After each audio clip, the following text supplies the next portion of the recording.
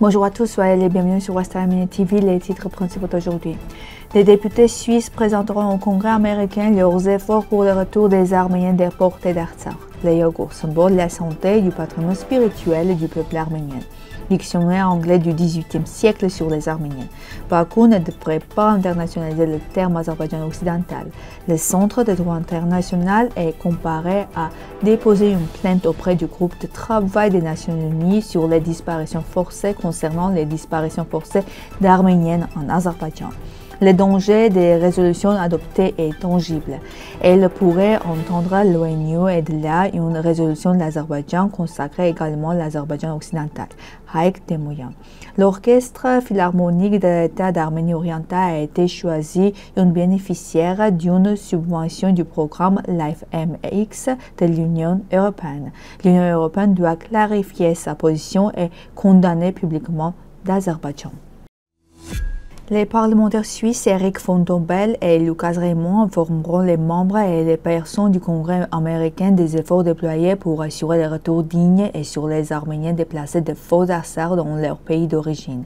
La réunion de formation des parlementaires suisses au Congrès américain aura lieu le 8 juillet. Vartan Ouskanyan, ancien ministre des Affaires étrangères de la République d'Arménie orientale et président de la Commission pour la protection des droits fondamentaux du peuple d'Artsakh, et Joseph Einer, président de l'Organisation internationale de solidarité chrétienne, y participeront également.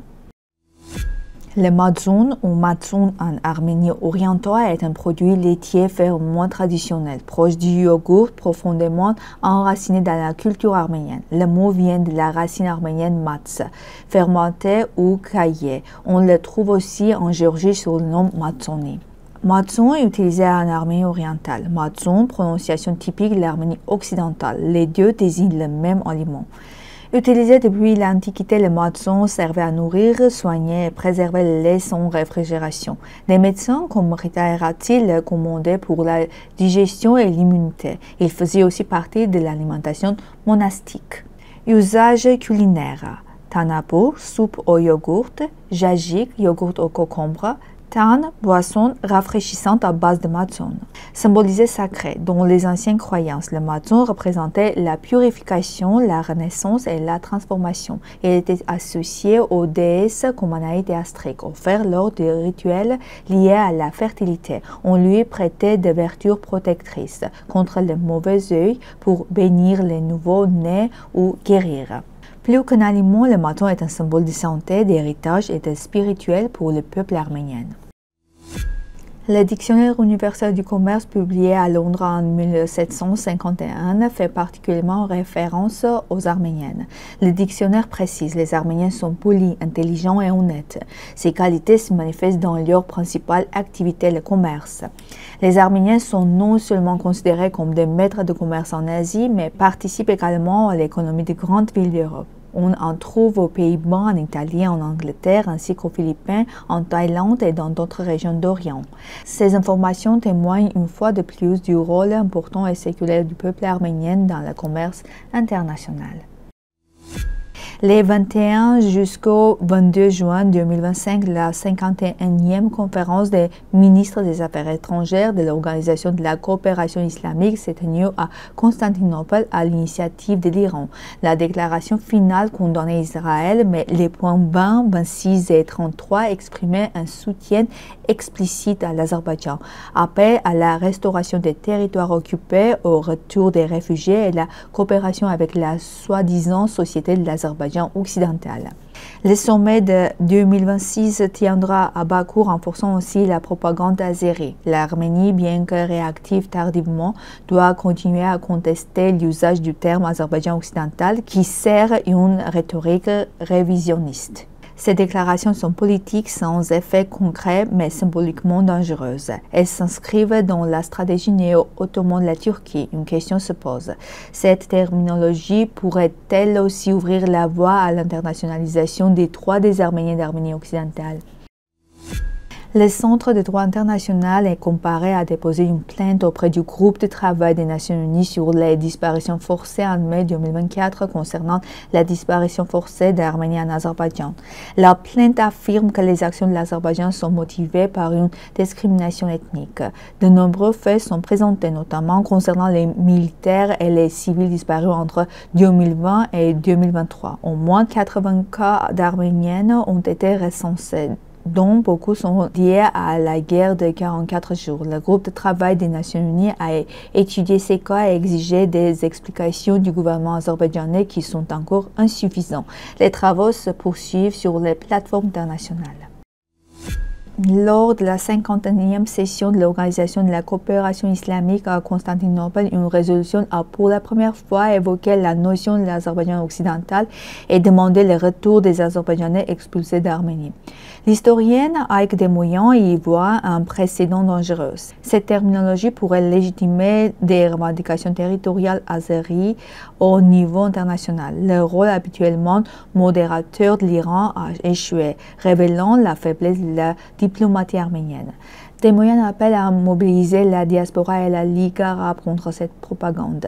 Cette évolution intervient peu après la visite controversée de Pachinian en Turquie. La banalisation du terme Azerbaïdjan occidental pourrait-elle à terme renforcer les revendications arméniennes sur l'Arménie occidentale? Grâce à une subvention du programme l'AFMX de l'Union européenne, l'Orchestre philharmonique d'État Arménie mettait en œuvre le projet Résonance, transformer le concept de concert et de salle de concert en Arménie. Ce projet constitue une étape importante pour attirer de nouveaux professionnels dans le domaine de la musique vive en Arménie, introduire des normes modernes et former le personnel technique. Ce projet vise à promouvoir la coopération entre spécialistes arméniens et européens, à introduire des méthodes durables et à renforcer les compétences professionnelles du personnel technique. Il sera mis en œuvre sur une période de 6 mois, de juillet 2025 à janvier 2026. Il se concentrera sur la salle de concert Arnaud Babadjanian qui servira d'atelier unique de formation professionnelle et d'innovation professionnelle. François Pupponi, président du Cercle d'amitié France-Artsakh et ancien député, a adressé un message à Kaja Kallas, au représentant de l'Union européenne pour les affaires étrangères à l'occasion de sa visite en Azerbaïdjan le 25 avril 2025. La lettre, co-signée par 29 autres représentants politiques, appelle à une clarification ferme de la position de l'Union européenne face au régime autoritaire de Bakou.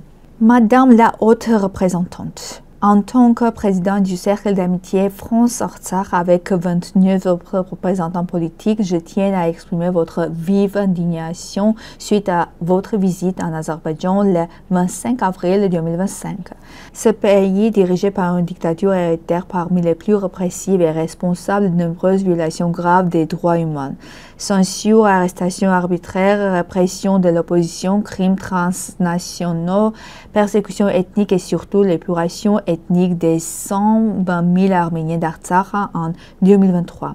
Alors que des prisonniers arméniens sont toujours torturés et que des traces de la présence arménienne sont systématiquement effacées, votre silence à Bakou constitue une rupture choquante avec les principes de l'Union européenne. Il contredit aussi les résolutions du Parlement européen et les décisions de la Cour européenne des droits de l'homme. Nous vous appelons à clarifier publiquement votre position, à condamner fermement les crimes du régime azerbaïdjanais.